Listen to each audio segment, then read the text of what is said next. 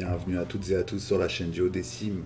Très heureux de vous retrouver pour ce deuxième épisode de la base consacré aux tips and tricks en astrologie. Alors cet épisode il est particulier, je vais vous demander de prendre des notes, d'être capable de faire en tout cas un petit exercice d'auto-évaluation pour définir où vous en êtes en astrologie. Le but, il est simple.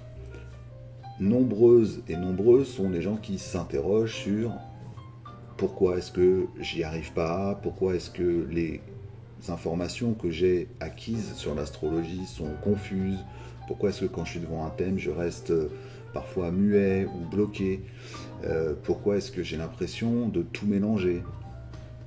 Eh bien souvent, ça vient de la façon dont on est entré en contact avec l'astrologie et des voies diverses et variées qui nous ont amenés à celle-ci. Et on va reprendre ensemble 5 points clés qui vont vous permettre, si vous vous posez avec un papier, un crayon ou ce que vous voulez pour prendre des notes, de faire tout simplement une auto-évaluation d'où vous en êtes en astrologie et donc de savoir quelle information vous avez encore besoin d'acquérir et là où vous devez travailler, je dirais, vos connaissances, c'est-à-dire savoir, méthode, technique, comment est-ce que vous devez organiser tout cela. Donc, avant d'aller plus loin, on va se poser tranquillement et réfléchir ensemble à qu'est-ce que l'astrologie et comment on entre en contact avec cette dernière. Pour ça, je vais afficher tout simplement un tableau, rien de bien complexe, hein, un tableau qui va me permettre de reprendre les 5 points que je vais évoquer avec vous. Donc, vous avez devant vous les 5 points qui sont les suivants. De quelle astrologie je parle? Quand je parle d'astrologie, quel est mon objectif avec l'astrologie? Les savoirs ou le savoir, les techniques et les méthodes que je pratique ou que je suis capable de pratiquer ou que je souhaite pratiquer, quel est mon rapport à l'ésotérisme, et enfin, en dernier point, ce serait le point que j'appelle le bilan et qui va définir où je me situe. Et grâce à ces 5 points-là, vous aurez gagné énormément de temps sur votre pratique de cette science sacrée. Alors, je vais m'incruster à l'image de façon à ce qu'on garde le fil ensemble. Je vous rappelle, avant qu'on aille plus loin, que cette série La Base, elle sera, à partir du prochain épisode, réservée aux gens qui souscriront à la chaîne sur l'abonnement payant, qui sera de 4,99 €. Et on rentre tout de suite dans le vif du sujet. Alors, premièrement, de quelle astrologie je parle? De quelle astrologie je parle? En astrologie, il y a, derrière ce terme générique, plusieurs approches. Il y a l'astrologie qu'on appelle mondiale, l'astrologie horaire, l'astrologie naturelle qui va parler notamment de tout ce qui est phénomènes météorologiques, tremblements de terre, etc. Mais il y a également, au sein de ces diverses disciplines de l'astrologie, différentes approches. Vous avez entendu parler déjà de mots comme l'astrologie humaniste, l'astrologie karmique, l'astrologie traditionnelle, l'astrologie hellénistique, l'astrologie globale, par exemple, conditionnelle. Bref, il y a énormément de types d'astrologie et d'écoles d'astrologie. Alors, de quelle astrologie je parle? Quand je dis je, c'est à votre endroit que je m'adresse, c'est-à-dire quelle astrologie vous avez eu l'habitude de fréquenter, c'est-à-dire d'aller étudier de près ou de loin, de façon autodidacte ou avec des consignes, bref, où vous vous situez. Alors je précise qu'il y a également une approche qui est l'astrologie védique ou l'astrologie chinoise. Là, je vais parler de l'astrologie occidentale. De quelle astrologie je parle? Ça veut dire que quand je vais chercher de l'information, au-delà des différents domaines dont je vous ai parlé, qui sont purement techniques, hein, l'astrologie horaire, l'astrologie génétliaque, qui s'intéresse au thème de naissance et au commencement, l'astrologie mondiale, il y a donc le courant astrologique auquel je me rattache, ou les différentes façons d'approcher l'astrologie. Ce qu'il faut comprendre, c'est que selon le courant auquel vous allez vous rattacher, vous n'allez pas apprendre les mêmes choses. Et vous n'allez pas entendre ou lire les mêmes raisonnements quant à l'astrologie. Si vous souhaitez être quelqu'un qui travaille l'astrologie dans sa plus grande efficacité, je ne saurais que trop vous recommander de maîtriser les bases. Les bases, on va dire que ce qu'on recoupe sous le nom d'astrologie traditionnelle, c'est-à-dire l'astrologie qui couvre la période médiévale, à partir du 4e, 5e siècle jusqu'au 15e siècle. Pourquoi ? Parce qu'elle va vous donner la structure et l'apprentissage des éléments fondamentaux de l'astrologie. Mais évidemment, vous n'êtes pas obligé de souscrire à ce point de vue. Simplement sachez que si vous ne le faites pas, vous allez vous exposer à des confusions. Je vais vous en donner une comme exemple. On va parler des éléments. Vous n'êtes pas obligé de savoir avec précision ce que sont les éléments, mais vous avez déjà entendu parler du feu, de la terre, de l'air et de l'eau. Sachez que l'étude des éléments, c'est une étude fondamentale dans la connaissance astrologique et dans l'étude du thème, qui vont nous permettre de caractériser les signes, les planètes évidemment, mais également toute la logique que sous-tend l'interaction entre les différentes données symboliques de l'astrologie. Si vous lisez quelqu'un comme Dan Rudyard, sur qui il n'est pas question de porter un jugement sur son travail, il a eu que faire, ou très peu d'intérêt pour ce domaine-là. Il se rattache à l'astrologie humaniste, que beaucoup d'entre vous connaissent. Au sein de ce même courant, vous avez Monsieur Ruperti, qui lui-même y a consacré peu d'espace, et puis vous avez Stephen Arroyo, qui lui, au contraire, y a accordé une importance prépondérante. Ces trois auteurs vont donc avoir un socle de connaissances de l'astrologie sur lequel ils s'appuient pour raisonner différent. La question qu'il faut se poser, c'est de quelle astrologie je parle, donc connaître le point de vue de l'auteur auquel on se réfère lorsqu'on parle d'astrologie ou qu'on apprend l'astrologie. Quand vous allez sur des sites gratuits, renseignez-vous sur le point de vue des gens. On va aller très vite. AstroSeek se base beaucoup sur la connaissance astrologique traditionnelle, c'est-à-dire médiévale, et ça va définir beaucoup d'outils qu'il y a à l'intérieur, mais ils sont aussi capables de se référer à des outils utilisés dans l'astrologie karmique ou dans l'astrologie hellénistique, c'est-à-dire celle qui est antérieure à l'astrologie médiévale. Lorsque vous allez sur AstroThème, globalement, vous êtes sur une approche de l'astrologie qui est dans la droite lignée de ce que des gens comme Hadès ont appelé l'astrologie traditionnelle, c'est-à-dire en fait un mix ou un remix de l'astrologie telle qu'elle était pratiquée du temps de Morin de Villefranche par exemple, mais matinée d'approche humaniste et on va dire des dernières découvertes en astrologie, c'est-à-dire qu'on va y inclure les astéroïdes, etc.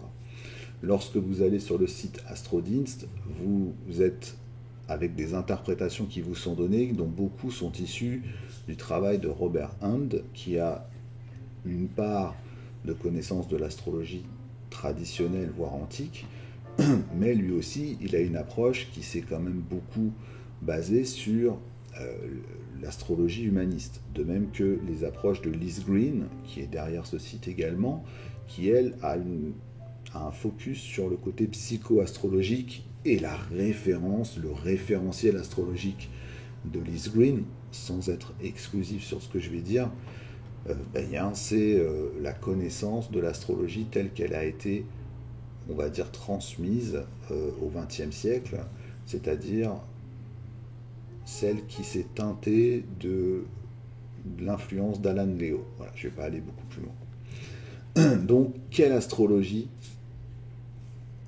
est au bout de mon crayon, quelle astrologie je parle? C'est ce qui va définir notamment ce que je veux récupérer comme information et surtout ne pas faire des mélanges entre les différents types d'approches astrologiques.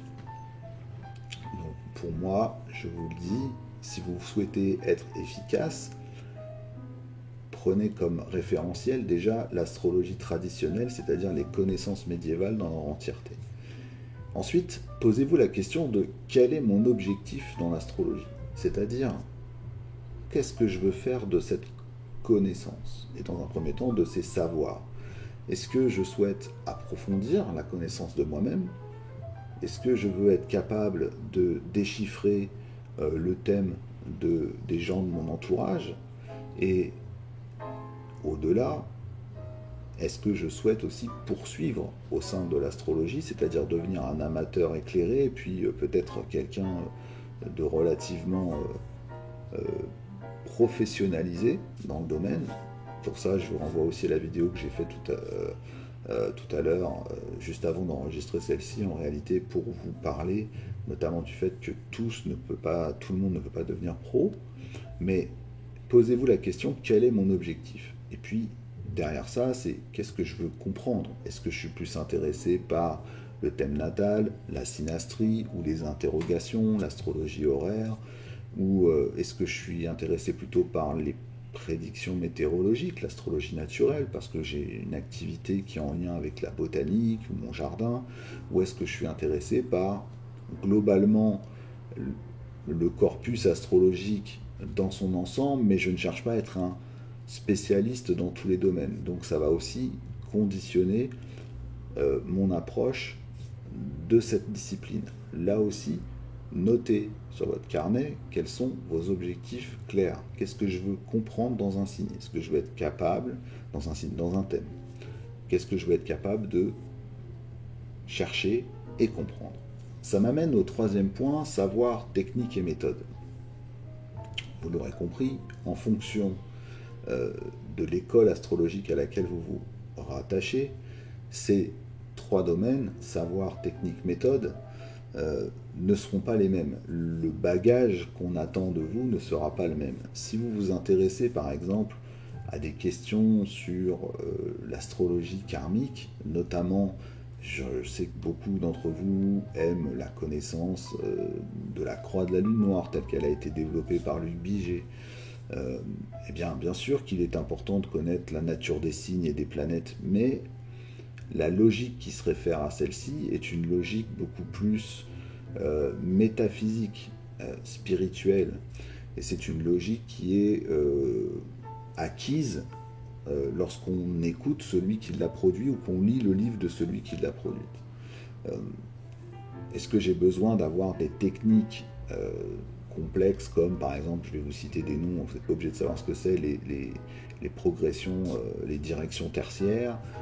Est-ce que j'ai besoin de connaître la façon dont on pose un thème horaire? La réponse est non. Est-ce que j'ai besoin de connaître l'astrologie élective pour déterminer les moments opportuns pour commencer une action? Pas forcément. Donc, autant que je me simplifie la tâche et que je n'aille pas encombrer ma tête de diverses connaissances qui ne me seront pas utiles. Toutefois, ce que je vous conseille de faire, et là c'est la partie importante, prenez sur votre moyen de noter, papier-crayon, les choses dans l'ordre suivant. Est-ce que, on va prendre la base, les planètes, est-ce que je suis capable de citer un exemple, un mot, une correspondance renvoyant à chaque planète, en commençant par celle du septénaire? Et vous incluez à l'intérieur de celle-ci les luminaires, évidemment, Soleil et Lune. Est-ce que je suis capable, dans ces correspondances, de définir une correspondance qui a trait, on va dire, à la personnalité, c'est-à-dire à la part plus psychologique? Est-ce que je suis capable de donner aussi une correspondance par rapport à la qualité essentielle de la planète? Est-ce que je suis capable de mettre en face de cette planète plusieurs correspondances analogiques de diverses manières? Est-ce que ça renvoie plutôt au sucré, au salé? Est-ce que ça renvoie plutôt à l'expansion ou à la diminution? Est-ce qu'il y a une couleur qui est associée? Bref, faites-le sans tricher. Mettez en face de chaque planète ce que vous savez réellement. Faites de même pour les signes. Qu'est-ce que je connais des 12 signes du zodiaque? Est-ce que je suis capable de les citer dans l'ordre? Est-ce que je comprends exactement la différence entre le zodiaque tropical et le zodiaque des constellations? Là aussi, répondez le plus simplement possible. Faites le point avec vous-même sans tricher. Regardez si vous êtes capable de mettre en face de chaque signe une qualité essentielle du signe. Quand vous avez fait cela, posez-vous la question suivante avant même d'aborder la logique des aspects qui est un autre grand domaine.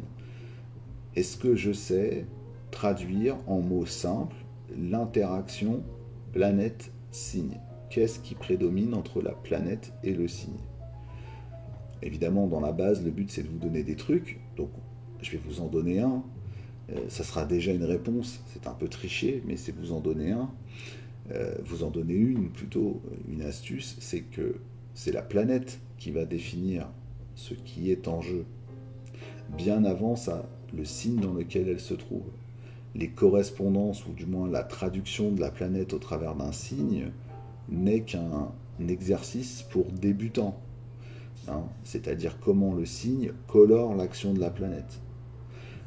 Mais ce qui compte, c'est la fonction planétaire et ce qu'elle représente dans le thème, quel que soit le courant astrologique auquel vous allez vous rapporter. D'où l'intérêt du tableau que je vous ai demandé de faire. Donc est-ce que vous êtes capable de combiner ces deux connaissances, planète et signe, et d'en donner une interprétation très simple?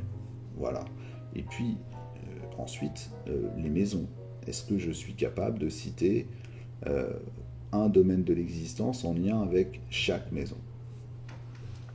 Quand vous avez posé tout ça sur un cahier assez rapidement, vous êtes en mesure de voir là où il y a des lacunes. Si vous êtes dans l'incapacité d'aller citer 2, 3 ou 4 correspondances pour chaque planète, parmi les exemples que je vous ai donnés, eh bien, visiblement, il vous manque des bases essentielles. Donc il faut aller les chercher et il faut remonter dans l'ordre des points clés que je vous ai donnés, c'est-à-dire quel est mon objectif, qu'est-ce que je veux voir sur un thème.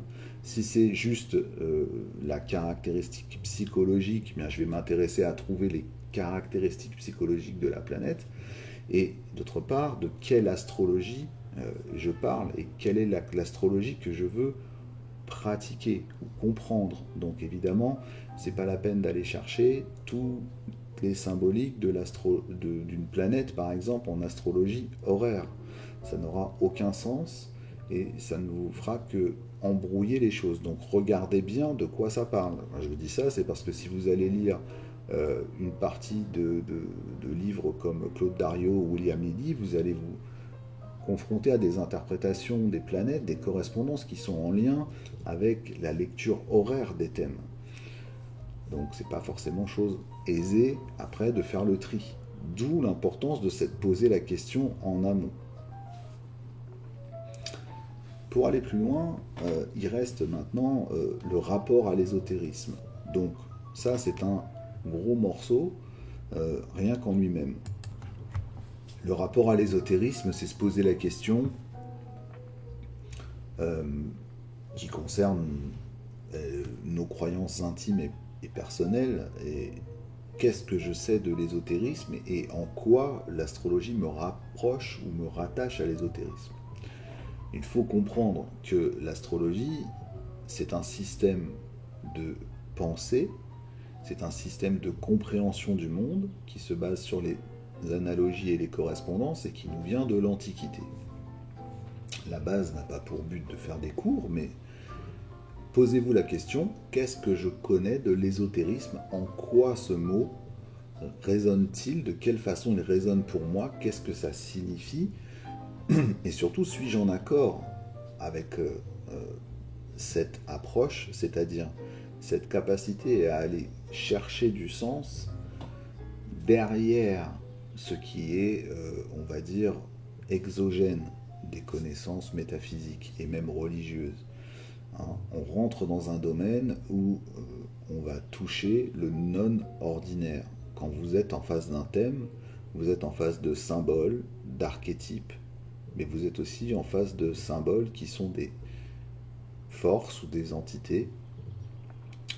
Et il faut être capable de comprendre qu'on établit un lien avec le non-ordinaire, le non-visible, le non-perceptible. Et donc, questionnez-vous sur quel est votre degré d'affinité par rapport à cette approche-là. Est-ce que c'est quelque chose dans lequel vous souhaitez évoluer ou pas? Et est-ce que vous êtes intérieurement prêt ou pas à évoluer dans ce milieu-là? Parce que vous devenez à ce moment-là poreux, vous devenez visible pour l'invisible, et donc si vous souhaitez, je dirais, poursuivre dans l'apprentissage de l'astrologie, dans sa pratique, il vous faut avoir une certaine hygiène intérieure et une certaine compréhension des mécaniques qui sont à l'œuvre et qui permettent de faire les déductions astrologiques.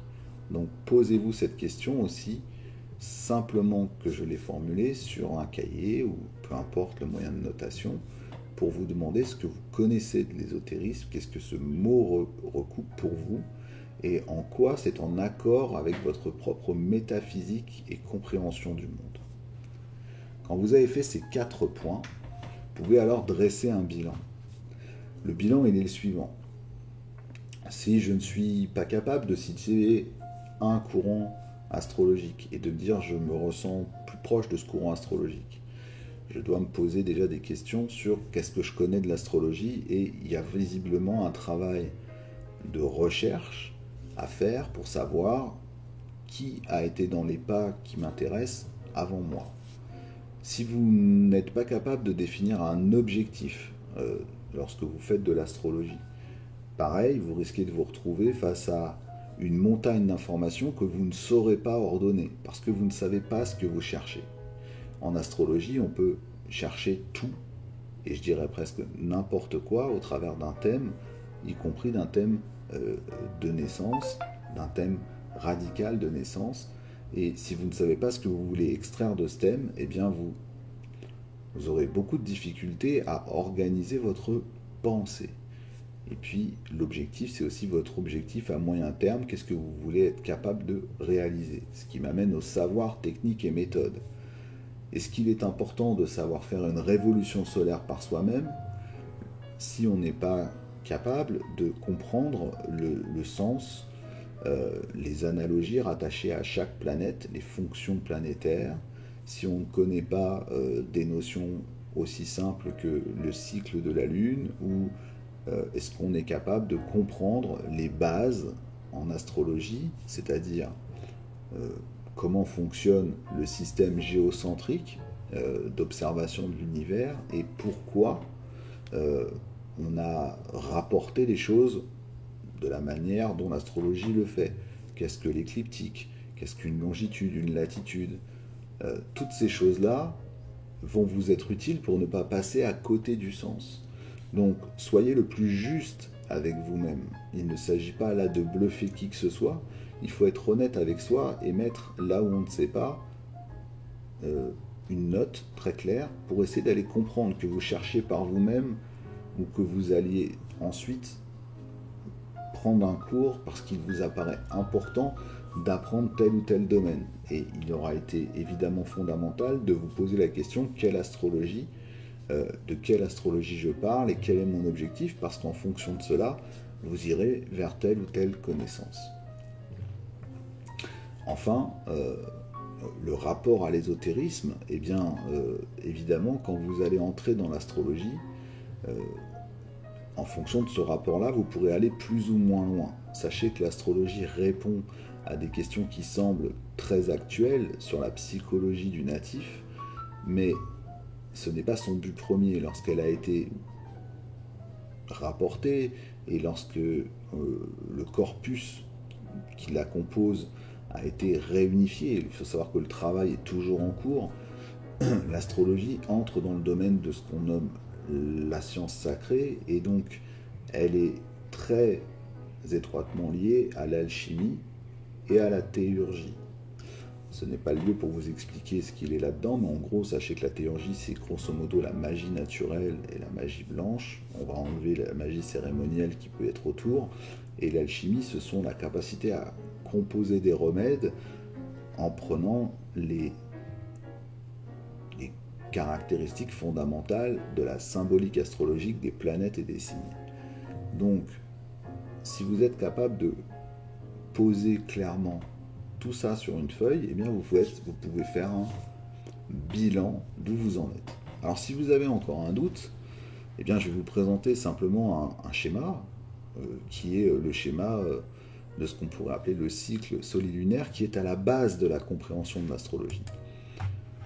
Voilà le schéma en question. Il parle de plusieurs choses.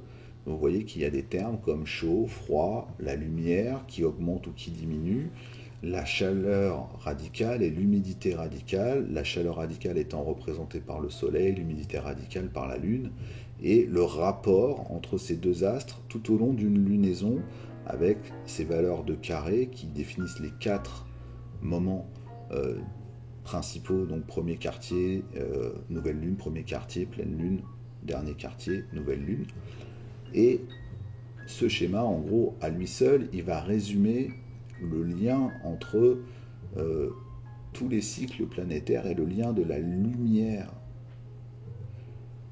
Comment la lumière se propage d'un astre à l'autre, et c'est ce qui donne son sens à l'astrologie. Si ce schéma basique, pour vous, c'est indéchiffrable, ou trop compliqué, ou ça vous semble déjà vous perdre, dites-vous que il vous manque des bases essentielles pour justement pouvoir aller dans la base, c'est-à-dire après aller très rapidement d'une notion à une autre et prendre des petits tricks and tips, donc des trucs et astuces.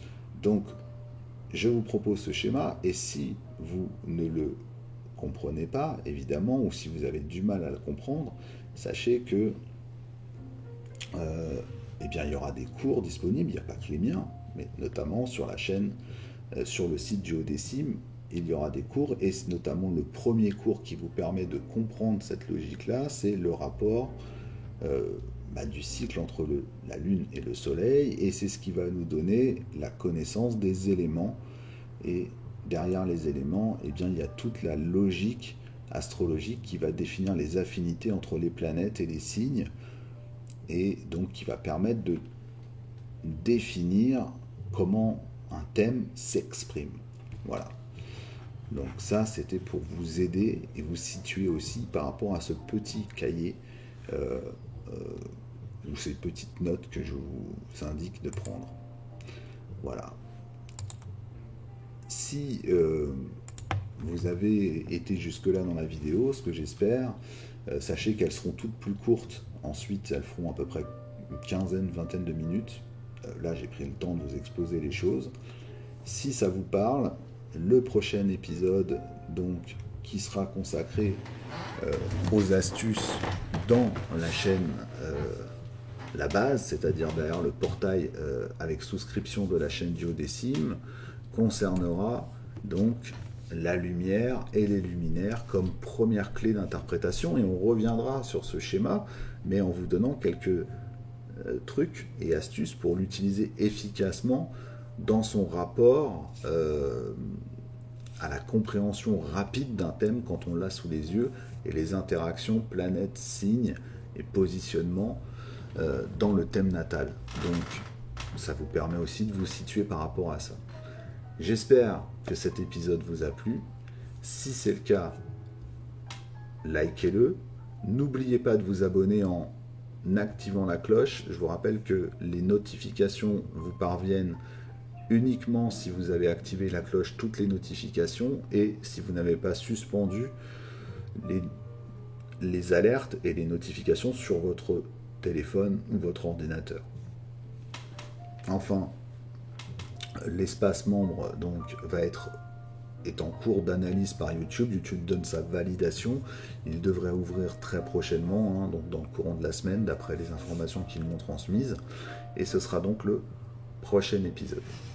Sur ce, je vous souhaite une excellente fin de journée et un bon dimanche. Et je vous dis à très vite sur la chaîne Duodécime. Ciao.